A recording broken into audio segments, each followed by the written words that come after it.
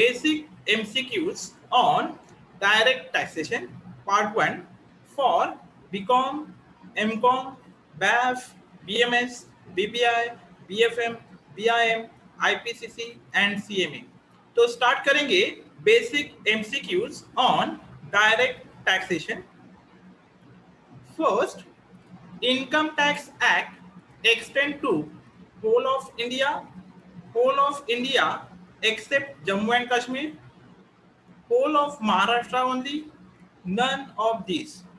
तो income tax act है वो पूरे इंडिया में एक्सटेंड हुआ है. तो answer A, whole of India.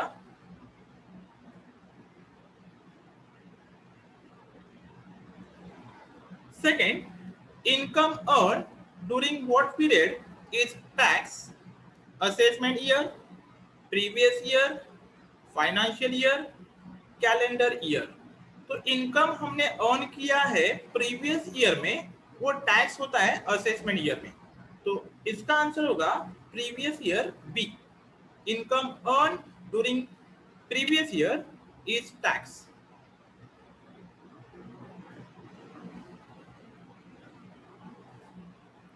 Third, whose income is chargeable to income tax? Income of only Indian citizens, income of only residents, income of all persons, income of only assessee. So income of all persons is chargeable to income tax. So answer C, income of all persons.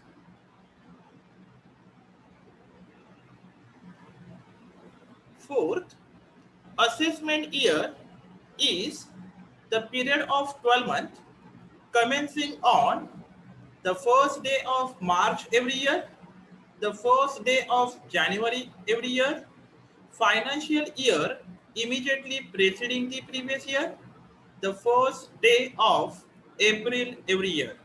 तो assessment year ये 12 month का होता है और ये commence होता है, मतलब स्टार्ट होता है first day of April every year. तो answer D, the first day of April every year.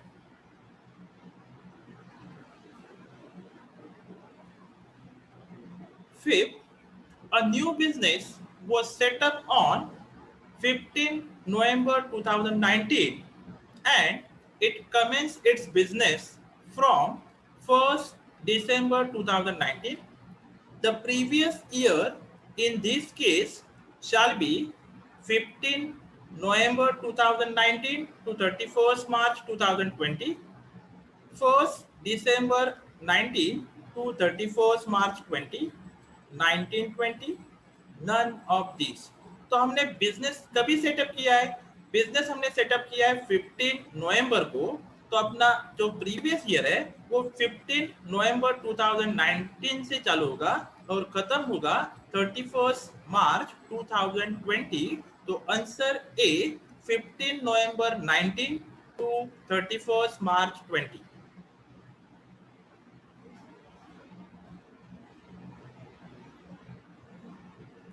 Six, Mumbai University is assessable under the Income Tax Act as an individual, an artificial juridical person, a local authority, none of these. तो Mumbai university है वो accessible होगा under the income tax act and artificial judicial person. तो option B अपना answer होगा.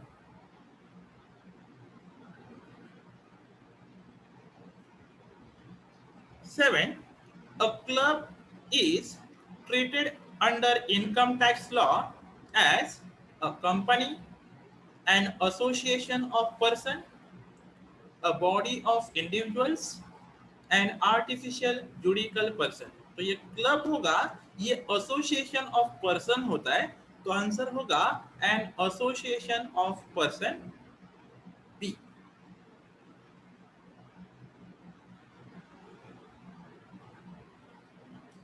8, one who is liable to pay the income tax in India, Indian citizen, resident in India, any person, and assessee.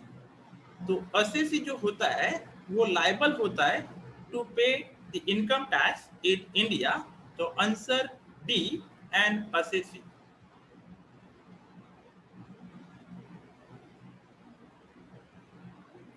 9. The rate of income tax are laid down by the Income Tax Act, the Income Tax Rules, the Income Tax Act 1994, the Finance Act passed by the Parliament every year. तो rate of income tax जो होता है वो laid down होता है under the finance act pass by the parliament every year. तो answer D होगा, the finance act pass by the parliament every year. ये हर साल रेट चेंज होते रहता है जो पार्लियामेंट डिसाइड करता है। तो answer D.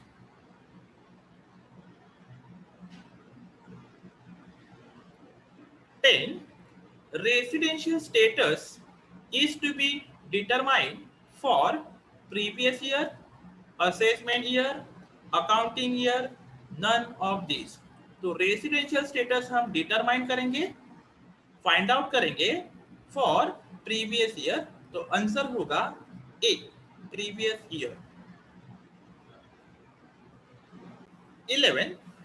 Income which accrues or arise outside India but are received directly into India are taxable in case of resident only, both ordinary resident and NOR, non-resident और दी assessee.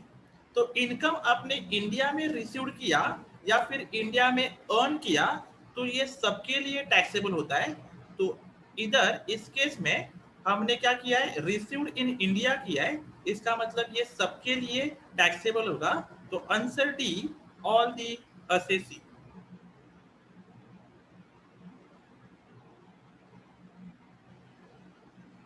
12. Total income of a person is determined on the basis of his residential status in India, citizenship in India, none of these, both residential status and citizenship in India. तो total income of a person हम determine करते हैं on the basis of residential status in India. तो अपना answer होगा A, residential status in India. 13.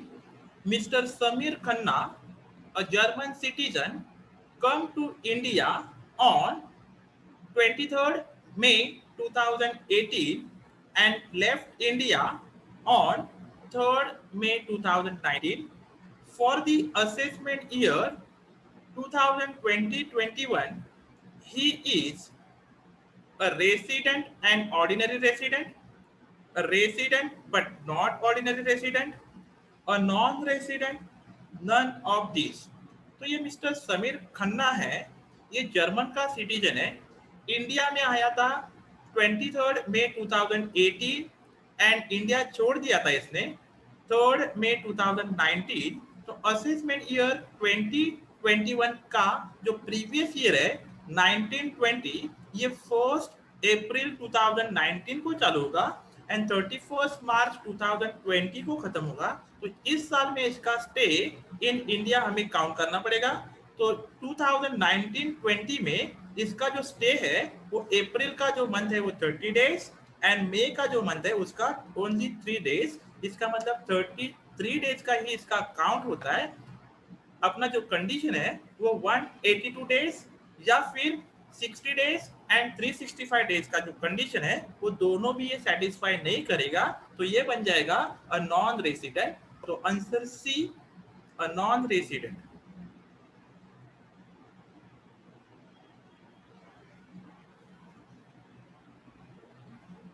14.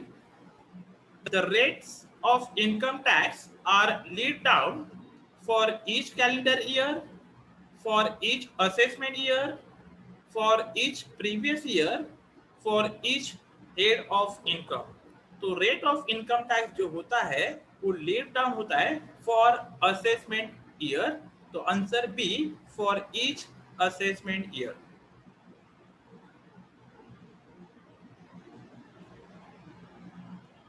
15, am a foreign national but a person of Indian origin visited India during previous year 2019-20 for 181 days. During 4 preceding previous year, he was India for 366 days and shall be resident in India, non-resident, not ordinary resident in India, ordinary resident in India. तो ये mister M है, वो Indian origin है। इसके लिए जब Indian origin होगा तो इसके लिए सिर्फ हम फर्स्ट कंडीशन देखेंगे 182 डेज वाला। जो सेकेंड कंडीशन है 60 एंड 365 डेज वाला, ये इसके लिए एप्लीकेबल नहीं होता है। तो ये फर्स्ट कंडीशन ये सेटिस्फाई नहीं करेगा, क्योंकि इसका जो स्टे है लास्ट प्रीवियस ईयर में 1920 में 181 डेज है। तो अपना जो कंडीशन है उसके लिए 182 डेज होना चाहिए, लेकिन इसका 181 डेज हुआ है। इसका मतलब इसने कंडीशन सेटिस्फाई नहीं किया। कंडीशन सेटिस्फाई नहीं किया तो ये बन जाएगा नॉन रेसिडेंट। तो अपना आंसर बी, नॉन रेसिडेंट।